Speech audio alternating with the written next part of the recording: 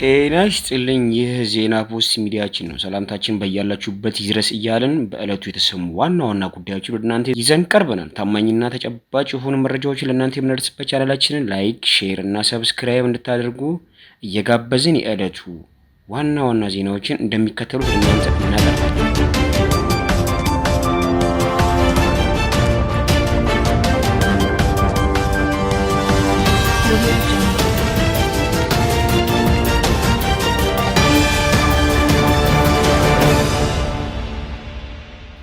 የቀድሞ የውጭ ጉዳይ ሚኒስትር ገዱ አንዳርጋቸው የጠቅላይ ሚኒስትር አብይን የፓርላማ ንግግር አስተባበሉ።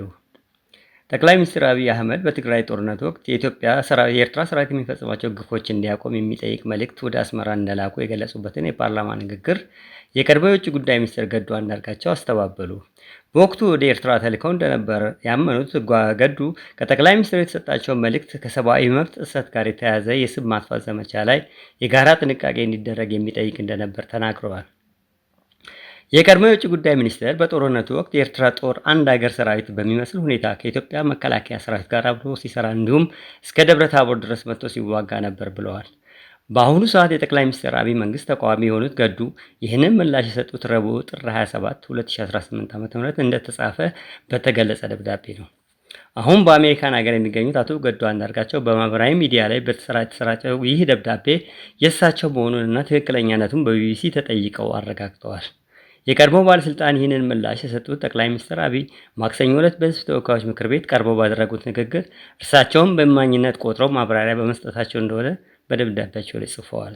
ጠቅላይ ሚኒስትሩ የኢትዮጵያና የኤርትራን ጉዳይ አንስተው ለፓርላማ አባላት ባደረጉት ንግግር በሁለቱ ሀገራት መካከል ጸብ የተጀመረው በትግራይ ጦርነት ወቅት እንደሆነም ገልጸው ነበር።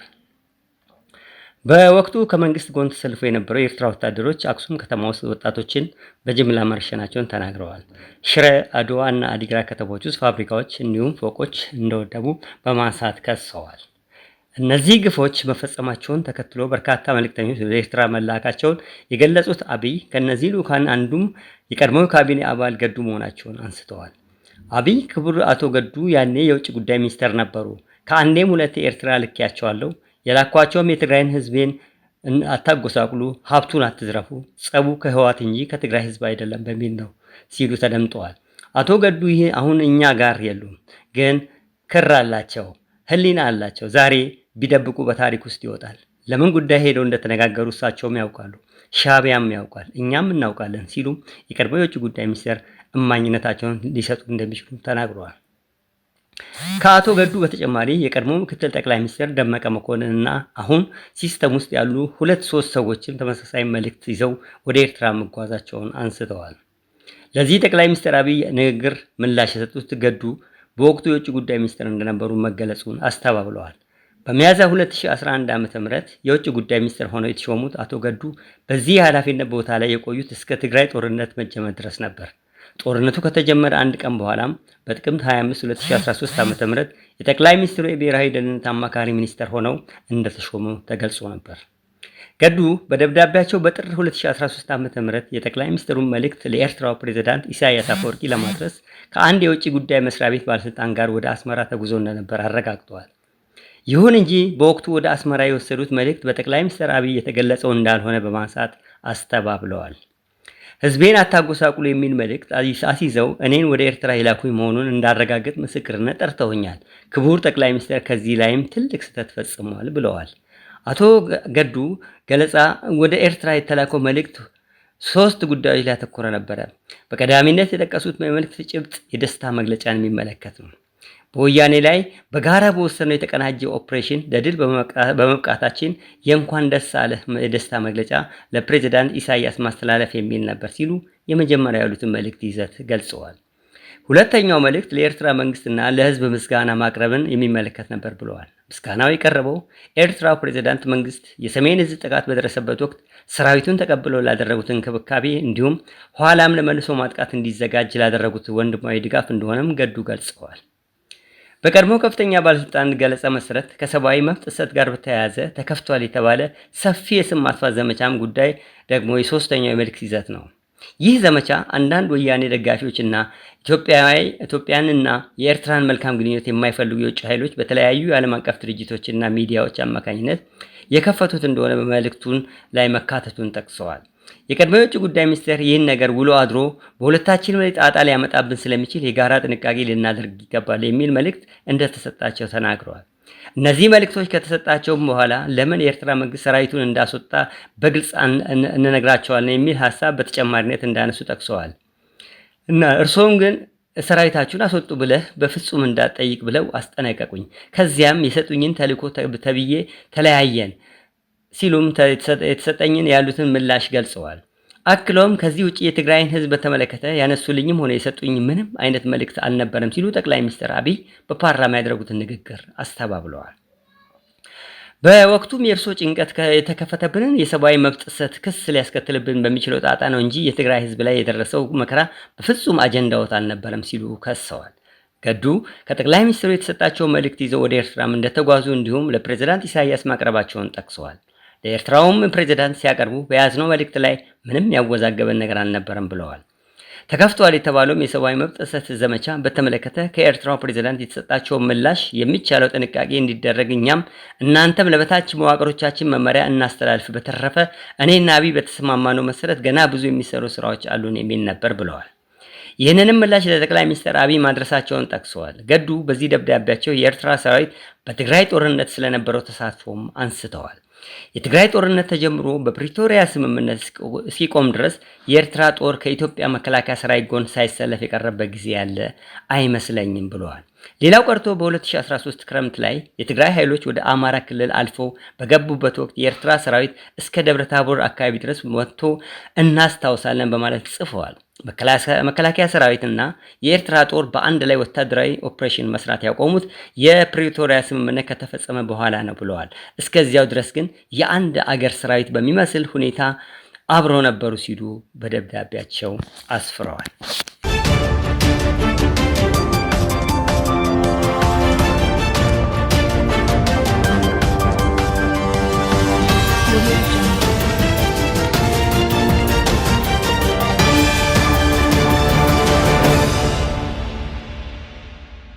የፓርላማ አባሉ ዶክተር ደሳለኝ ጫኔ ለፍትሃዊ ምርጫ ምቹ መደላደል ባለመኖሩ በእጩነት እንደማይቀርቡ አስታወቁ። በህዝብ ተወካዮች ምክር ቤት ስብሰባዎች ላይ ጠንካራ ጥያቄዎችንና ትችቶችን በመሰንዘር የሚታወቁት የፓርላማ አባሉ ዶክተር ደሳለኝ ጫኔ በመጪው 7ኛው አጠቃላይ ምርጫ ላለመወዳደር መወሰናቸውን አስታወቁ። ዶክተር ደሳለኝ እዚህ ውሳኔ ላይ ካደረሷቸው ምክንያቶች አንዱ ነፃ፣ ሰላማዊና ፍትሃዊ ምርጫ ለማካሄድ የሚያስችል ምቹ መደላደል ባለመኖሩ እንደሆነ ገልጸዋል።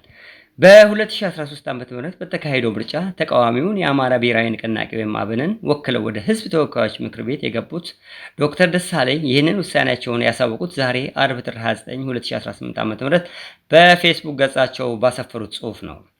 ዶክተር ደሳለኝ በስድስተኛው አጠቃላይ ምርጫ የባህር ዳር ከተማን ወክለው ከተመረጡ በኋላ ከ2014 ዓ.ም መጀመሪያ አንስቶ በሀገሪቱ ህግ አውጪ ምክር ቤት ውስጥ አባል ሆነው ቆይተዋል። የምክር ቤቱ አባሉ በመጪው ግንቦት ለሚካሄደው ጠቅላላ ምርጫ በእጩነት ስለመመዝገብ አለመመዝገባቸውም ከመራጮች ከደጋፊዎችና ከመገናኛ ብዙሃን በተደጋጋሚ ጥያቄ ሲቀርብላቸው መቆየቱን ገልጸዋል። የኢትዮጵያ ብሔራዊ ምርጫ ቦርድ ይፋ ባደረገው የጊዜ ሰሌዳ መሰረት ጥር 1 ቀን የጀመረውን የእጩዎችን ምዝገባ በመጪው እሁድ የካቲት 1 ቀን ይጠናቀቃል። ቀድሞ በሊቀመንበርነት ጭምር ከመሩት አብን የለቀቁት ዶክተር ደሳለኝ ሌሎች ፓርቲዎችን ወክለው በመጪው ምርጫ እንዲወዳደሩ ጥያቄ ቀርቦላቸው እንደነበር አመልክተዋል። አንዳንድ ፓርቲዎችም ባህር ዳርም ሆነ አዲስ አበባ በፈለኩበት ቦታ በእጩነት እንዲቀርብ እድሉን ሰጥተውኝ ነበር ብለዋል። በግል እጩነት ቀርቦ የመወዳደር ሀሳብንም በጥልቀት እንዳሰቡበት አስረድተዋል። ሆኖም ግን በመጪው 7ኛው ዙር ምርጫ ራሴን በእጩነት ለማቅረብ መወሰኔን ለህዝቤ ይፋ ማድረግ እፈልጋለሁ ሲሉ ውሳኔያቸውን አሳውቀዋል።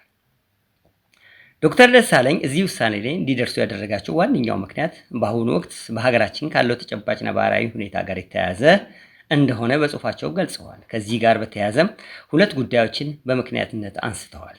በቀዳሚነት የጠቀሱት ነፃ፣ ሰላማዊና ፍትሃዊ ምርጫ ለማካሄድ የሚያስችል ምቹ መደላደል አለመኖሩ ነው። በተጨማሪም እስካሁን በህዝብ ተወካዮች ምክር ቤት በነበራቸው ቆይታ በፓርላማ ውስጥ ተጨማሪ 5 ዓመታትን በመቆየቴ ለህዝቤ የሚያበረክተው የረባ ጥቅም የሌለው መሆኑን ተረድቻለሁ ብለዋል። በመጪው ሰኔ የሚያበቃው የአሁኑ የህዝብ ተወካዮች ምክር ቤት የስልጣን ዘመን እስኪጠናቀቅ ድረስ ባሉ ጥቂት ወራት የኢትዮጵያ ህዝብ እንደራሴነት ተግባራቸውን አከናውነው የአገልግሎት ጊዜያቸውን እንደሚያጠናቅቁም አስረድተዋል። አክለውም ወደፊት ሀገሬንና ህዝቤን እንዴት ለማገልገል እንደምፈልግ የማሳወቅ ይሆናል ብለዋል። ዶክተር ደሳለኝ እስካሁን በነበራቸው ቆይታ ያልተቆጠበ ድጋፍ፣ ፍቅር፣ አክብሮትና ጽኑ እምነት አሳይቶኛል ላላቸው የባህር ዳር ከተማ ነዋሪዎች፣ ለመላው የአማራ ህዝብና ለኢትዮጵያውያን ወገኖች ምስጋናቸውንም አቅርበዋል። ባለፉት ዓመታት በህዝብ ተወካዮች ምክር ቤት ውስጥ በኩሩ የባህር ዳር ከተማ ህዝብ ተመርጬ እናንተን ወክዬ ለህዝባችን ሀቀኛ ድምፅ በመሆን ለማገልገል በመቻሌ ታላቅ ክብርና ኩራት ይሰማኛል ብለዋል።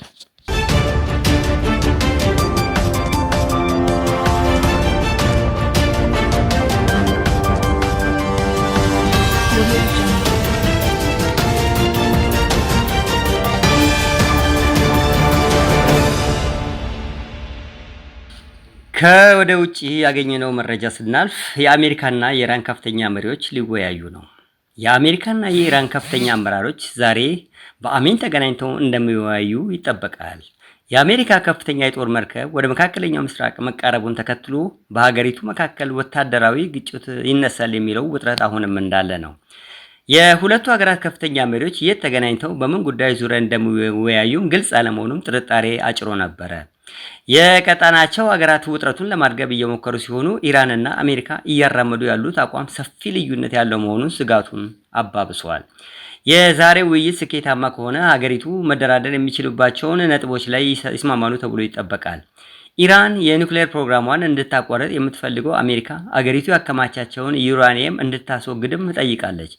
የኢራን ባሊስቲክ ሚሳኤልና ለቀጠናዎች ታጣቂዎች የምታደርገውን ድጋፍ የውይይቱ አካል እንደሚሆንም አሜሪካ ትፈልጋለች። ኢራን የኃይል እርምጃ ከተወሰደ አጸፋውን እንደምትመልስም አስጠንቅቃለች። በመካከለኛው ምስራቅና እስራኤል የሚገኙ የአሜሪካ ወታደራዊ መቀመጫዎች ላይም ጥቃት ልታደርስ ትችላለች።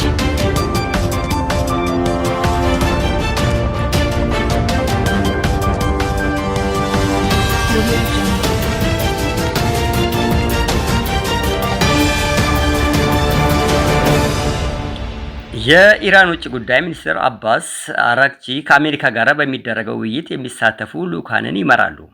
የአሜሪካ ልዩ ልዑክ ስቲቭ ዊትኮፍና የትራምፕ ልጅ ባለቤት ጄረድ ኩሽነር የአሜሪካ ልዑካንን ይመራሉ። የኢራን የውጭ ጉዳይ ሚኒስቴር የወታደሮቻቸውን ቃታ ለመሳብ በተጠንቀቅ ቆመዋል ብለዋል። አምና እስራኤልና ኢራን መዋጋታቸውን ተከትሎ የኢራንና የአሜሪካ ከፍተኛ ባለስልጣናት ሲወያዩ የዛሬው ለመጀመሪያ ጊዜ ነው። ያለፈው ሰኔ አሜሪካ የኢራን 3 የኒውክሌር ማብላያዎች ላይ ጥቃት መፈጸሟን ተከትሎ ኢራን ዩራኒየም ማበልጸግ ማቆሟን አስታውቃለች። የዛሬው ውይይት ኢራን ላይ የጣለቻቸውን ጥቃት የምትቀለብሱት የመጨረሻው ዕድል ተደርጎ ተወስዷል። የኢራን መንግስት እንደ አውሮፓውያኑ በ1979 ስልጣን ከያዘ ወዲህ እንደ ቀድሞ ተዳክሞ እንደማያውቅ ተንታኞች ይገልጻሉ። በምጣኔ ሀብት አለመረጋጋት የተነሳው ህዝባዊ ተቃውሞ መንግስት እንዲለወጥ ወደ መጠየቅ መሻገሩን ተከትሎ የኢራን መንግስት ተቃዋሚዎች ላይ እርምጃ መውሰዱ አይዘነጋም። የሰብአዊ መብት ተሟጋች ተቋማት የተገደሉ ሰዎች ቁጥር ቢያንስ 6883 እንደሆነና ከ50,000 በላይ ሰዎች እንደታሰሩ አስታውቀዋል። ኢራን የኒውክሌር ፕሮግራሟን ሰላማዊ ዓላማ እንደምታውል ብትገልጽም አሜሪካና እስራኤል የጦር መሳሪያ ግንባታ እንደሚከናወን በመግለጽ ተቃውሞ ሲያሰሙ ቆይተዋል።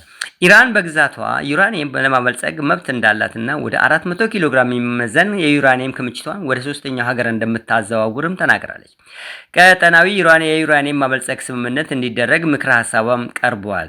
ኢራን በጋዛ ሐማስን፣ በሊባኖስ ሂዝቦላንና እንዲሁም የኢራቅ ታጣቂዎችን ትደግፋለች። ይህንንም አሜሪካና እስራኤል ይቃወማሉ።